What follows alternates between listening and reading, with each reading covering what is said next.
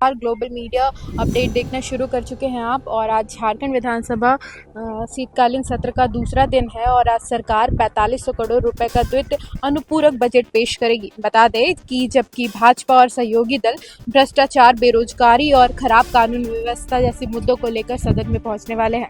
आज सुबह से ही सदन में तमाम नेता, मंत्री, विधायक दलों की पहुंच हो रही है और सभी अपने अपने मुद्दों को लेकर तैयारी के साथ सदन में पहुंच चुके हैं। चाहे छात्र हो, चाहे किसान हो, सबों को ये सरकार ने ठगा है और लूट भी रहा है। आप सब भी देख रहे होंगे, लड़के सड़क पर आंदोलन कर रहे हैं। भाई, पिछले 2-2 वर्षों से बच्चों को छात्रवृत्ति नहीं मिल रहा है।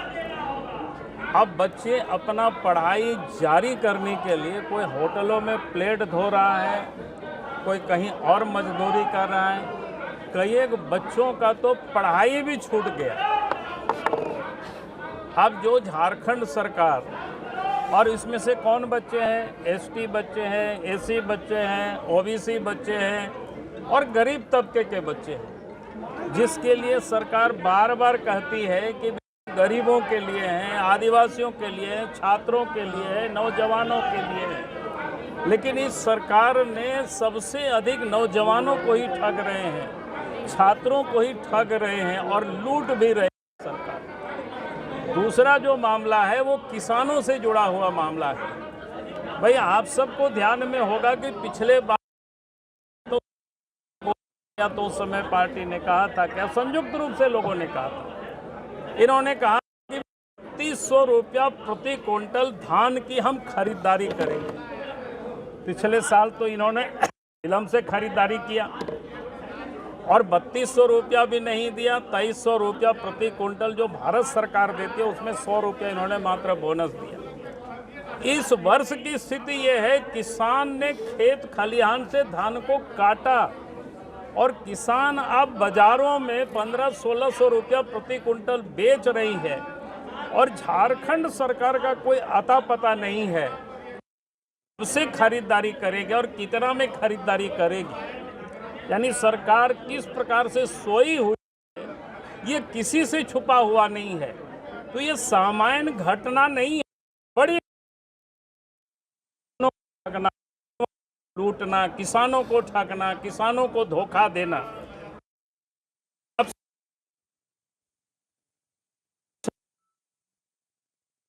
के साथ जुड़ा हुआ है।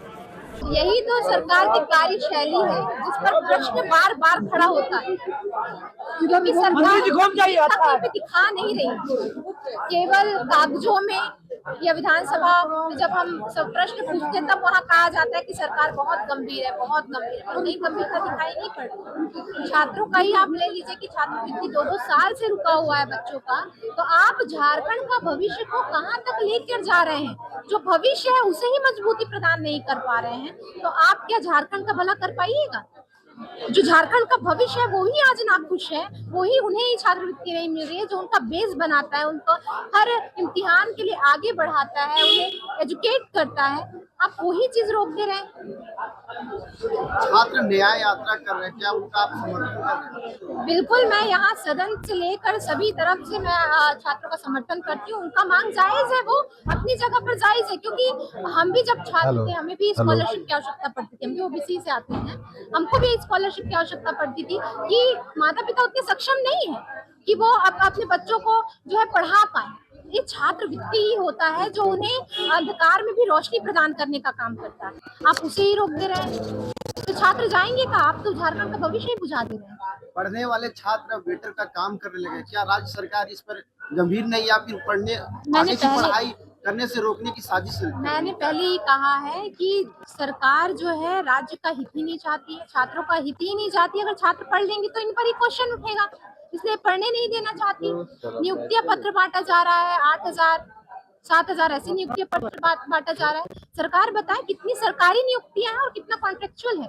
सरकार ये बताए कि नियुक्ति पत्र सिर्फ अखबारों में ही क्यों बांटा जा रहा है, मीडिया में ही क्यों बांटा जा रहा है? जब नियुक्ति पत्र मिलने के बाद जब वो छात्र जाते हैं अपना योगदान देने, सेवा देने, तो उन्हें ये ऐसा क्यों कहा जाता है कि अभी पद रिक्त नहीं है, आप जाइए, बाद में आइए?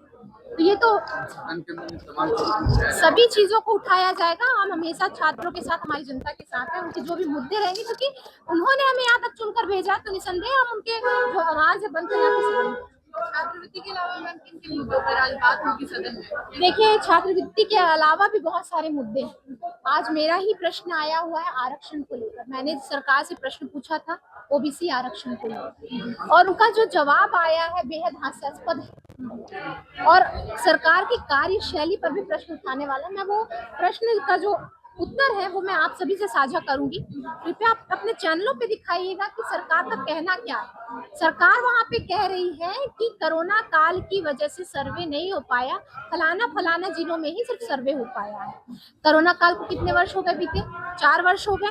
4 वर्ष से आपकी सरकार सोई हुई है।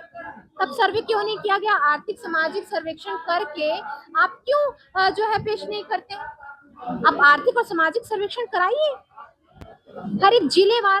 क्योंकि जब हमारी सरकार थी, भारतीय जनता पार्टी की सरकार थी, तो माननीय पूर्व मुख्यमंत्री जी ने आदेश दिया था सभी को कि सभी उपायुक्त महोदय अपने अपने जिलों के जो है ओबीसी समाज के सभी जातियों के जो है आर्थिक और सामाजिक सर्वेक्षण करके इधर दे। तो वो प्रक्रिया लागू हो गई थी। विधानसभा के बाद फिर लोकसभा, लोकसभा के बाद फिर लोकसभा आया, लोकसभा चुनाव के बाद विधानसभा, फिर उसके बाद फिर हम सत्ता में नहीं रहे, जिसकी वजह से ये वहीं पे रुक गया कार्य। अब ये तो वहीं पे अटका ही हुआ है। अब ये देखते हैं क्या होता है अंदर।